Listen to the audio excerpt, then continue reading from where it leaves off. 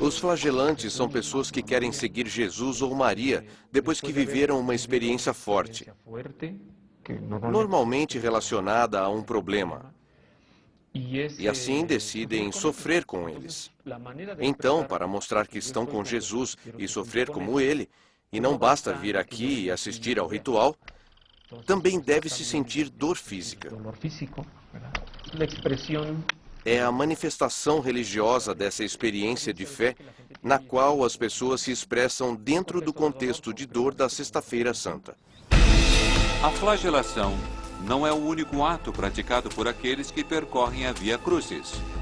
Alguns carregam a cruz e outros cumprem a sua penitência de joelhos.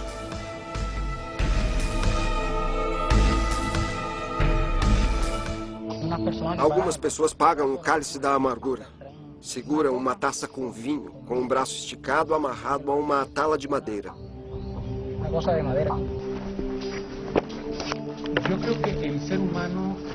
Acredito que o ser humano, por ser transcendente, tem uma necessidade de expressar suas experiências transcendentes, suas experiências religiosas.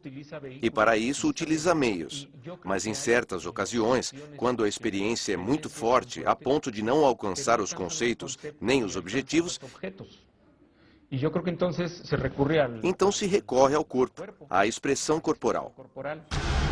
Esta forma de expressar a devoção por Deus transformou São Tomás num lugar turístico para aqueles que consideram o sofrimento dos flagelantes um espetáculo.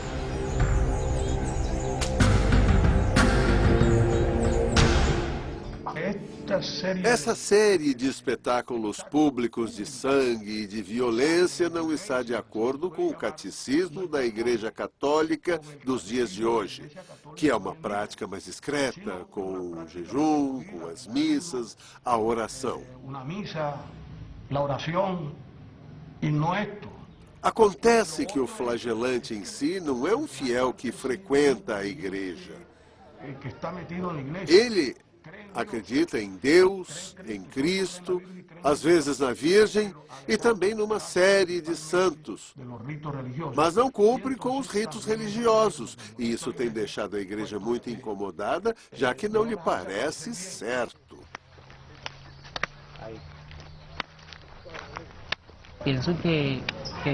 Acredito sempre que Deus vai me ajudar e curar as minhas convulsões. Vejo melhoras na minha vida. Por isso estou pagando a minha manda. Se não tivesse sentido melhora, não teria feito a manda.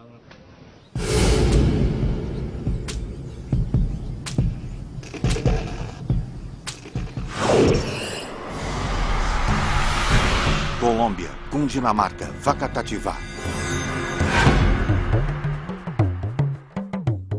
Durante o ritual Yorubá, os espíritos invocados por Leonardo exigiram um sacrifício animal para que Maurício e seu filho pudessem ficar protegidos das energias malévolas.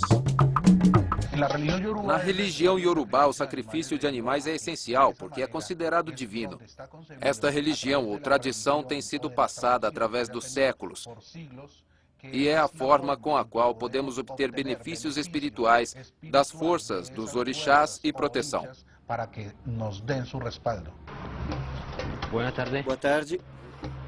Quanto custa a galinha? Por favor, quero duas. É a forma na qual podemos obter um benefício, mas não apenas através do sacrifício de animais, também pode ser através de uma oferenda de frutas, de comida ou de algum licor.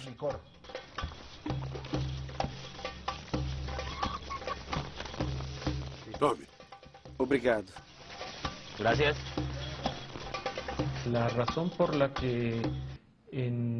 A razão pela qual se recorre ao sacrifício de animais, acredito que esteja ligada ao contexto natural no qual as pessoas vivem. Somos terra, ar, vento e água, e vivemos graças a estes elementos, graças aos animais. Portanto, o sacrifício de animais vem a ser a participação da natureza dentro do ritual sagrado. E também a participação de Deus através da natureza e da nossa própria natureza. num ser vivo, cuja vida é oferecida como forma de gratidão a Deus ou para entrar em contato com Ele. Traga as galinhas e se ajoelhe diante de Orúmila e diga: meu pai Orúmila. Meu pai Orúmila. Aqui está seu filho. Aqui está seu filho.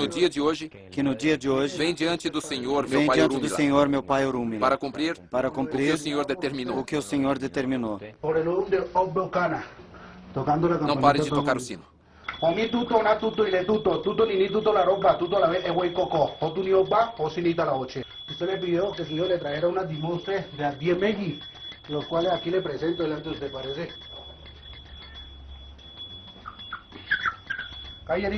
Levante a cabeça. Jalacoa tutu. Hecho ni cuareño, que le ya pa otro, sulubuñu, el sentele como faceti, cambururu lo de. Para allá aquí no lorum, para allá hueso ya hueso lorum. Para allá aquí no lorum, para allá hueso ya hueso lorum. Ogun choro, y el vale de caro. Ogun choro, y el vale de caro. Ogun choro, y el vale de caro. Enquanto alguns recorrem ao sacrifício de animais, outros se comunicam com espíritos para entrar em contato com seus deuses. Os umbandistas acreditam que somente as energias irradiadas por seus deuses podem determinar o curso de suas vidas. Segundo eles, essas energias atuam em rituais próprios da religião, liderados por homens e mulheres capazes de servir como médiuns.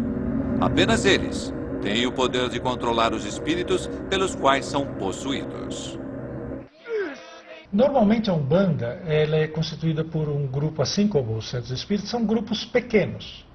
Grupos de adeptos, que nós chamamos. Então, pessoas que estudam aquela religião e que procuram entender e praticar aquela religião. Mas, no contexto da Umbanda, você vai ter, então, aqueles que são os chefes do terreiro, aqueles que mantêm o terreiro funcionando e os seus médiuns, e os frequentadores. Que a minoria dos frequentadores são umbandistas, a maioria vai lá buscando respostas. Isso você tem na Umbanda, você chega lá, você vai conversar com o guia espiritual, com o preto velho, com o caboclo, ele vai te receber, vai te tratar pelo seu nome, vai perguntar os seus problemas e vai direcionar respostas para resolver os seus problemas. Ele vai te acolher. Então a pessoa se sente acolhida dentro de um centro de Umbanda, né? Os rituais são realizados em centros liderados pelo chefe do culto.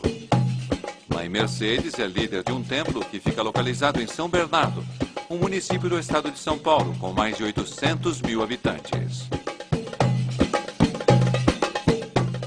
A religião, a Umbanda, ela é formada por esses 14 orixás, que da qual, através dele, vêm as entidades. É sempre em benefício dos encarnados, como eles falam, né? Então é sempre para trabalhar o seu melhor. Nos livrando de energias negativas, nos livrando de tudo que possa nos causar mal após o desencarne. Então eles vão tentando levar a gente numa evolução, numa crescente, sempre para a luz. E é aí que entra a espiritualidade da Umbanda, trabalhando os seres, equilibrando o seu mental, equilibrando o seu emocional, porque nós, como encarnados, nós nos equilibramos muito fácil. Ela afirma ter o poder de ser possuída pelos deuses orixás para que possam comunicar-se com os fiéis. Além de Mãe Mercedes, os que tocam tambores e cantam também atuam como médiuns, criando um campo energético favorável para invocar os espíritos.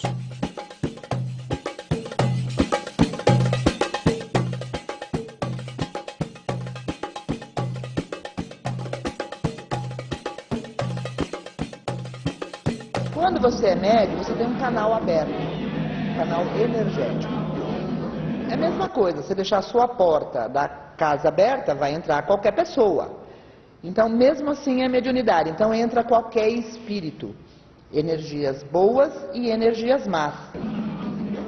Se você vai se cuidar, as energias boas vão te favorecer. Se você não se cuidar espiritualmente, a energia má vai tomar conta. Então você corre vários riscos. Corre o risco de ser assaltado, de ser assassinado, de ser atropelado. Não tem como determinar uma situação. Por quê? Você através dessa energia negativa, que pode ser por trabalhos feitos por magias negras, e a pessoa não foi se zelar, exatamente por pertencer a uma outra religião, e não se adaptar, não procurar a religião espírita, a Umbanda, porque a Umbanda ainda é muito discriminada. Logo após invocar os deuses orixás através da dança, os espíritos começam a tomar o corpo dos médiuns. Hoje estão sendo possuídos por espíritos de marinheiros e como estes espíritos gostam de bebida, faz com que os médiuns pareçam embriagados, sem terem ingerido uma gota de álcool.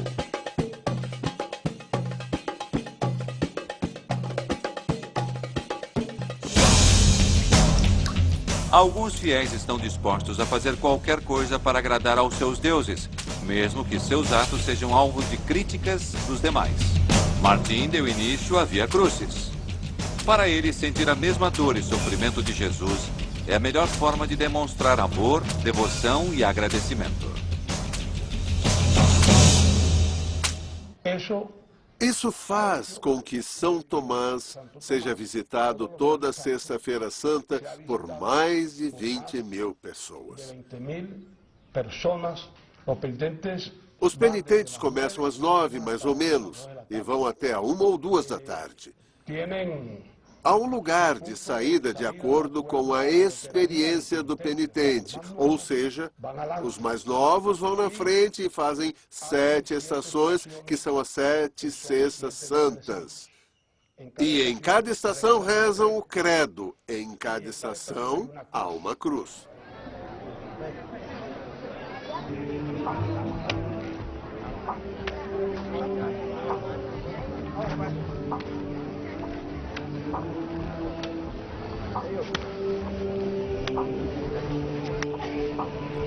Depois de 3 horas, centenas de chicotadas e uma temperatura de quase 40 graus, as costas de Martim estão tão inflamadas que será necessário fazer cortes em cruz para que o sangue possa sair.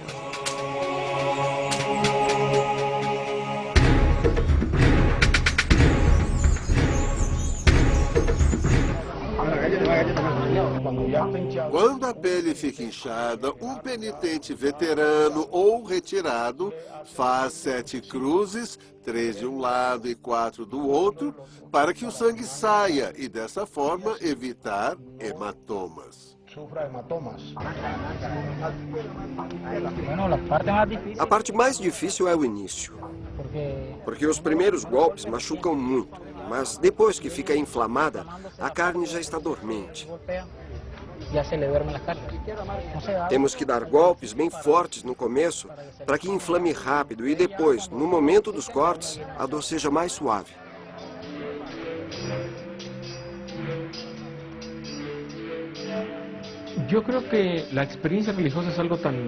Acredito que a experiência religiosa é algo tão humano que nela cabem todas as expressões que possam existir. É claro que à medida em que as culturas avançam ou mudam, é possível que algumas expressões passem a ser consideradas erradas, extremas ou limítrofes. O flagelo nem sempre foi permitido em São Tomás. Em 1967, soldados tentaram proibi-la, mas alguns penitentes os enfrentaram com emboscadas para impedi-los. E embora hoje seja uma tradição permitida, nem todos têm a mesma opinião a seu respeito. É interessante como as pessoas manifestam a sua fé católica através dessa tortura. É uma tradição de São Tomás e deve continuar. Eu não me flagelo porque ainda não chegou o momento de praticar esta devoção. Mas quando chegar a hora, vou ter que fazer. Já que meus pais, meus irmãos, meus tios, todos passaram por esta rua.